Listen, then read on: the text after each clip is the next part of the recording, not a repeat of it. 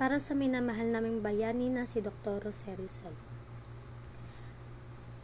Magandang araw po sa inyo at kamusta po kayo kung nasaan man po kayo naroon. Ako po ay isang kabataang Pilipina na bumabati sa inyo mula sa makabagong panahon.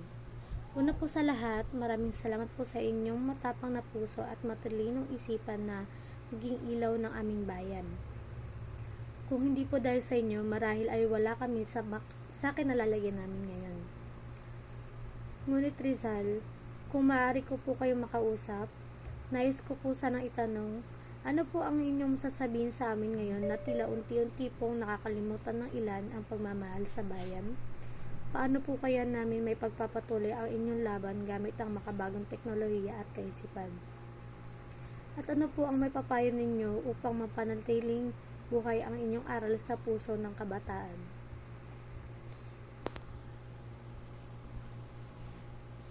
Kaming mga kabataan ay lubos na nagpapasalamat sa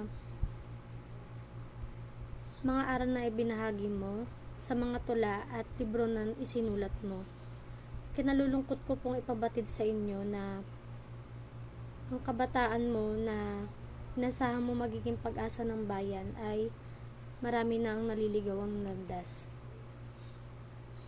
Hindi na sila pag-asa ng bayan at wala na rin silang maaasahan sa kanilang bayan.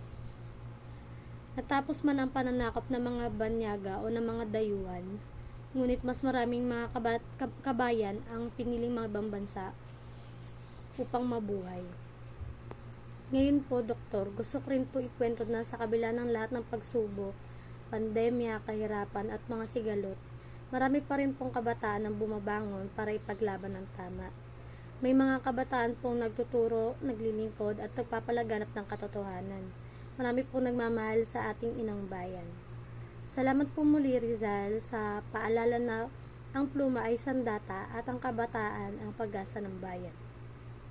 Hanggang ngayon, bitbit pa rin po namin ang inyong mga pangarap, pangaral at salita.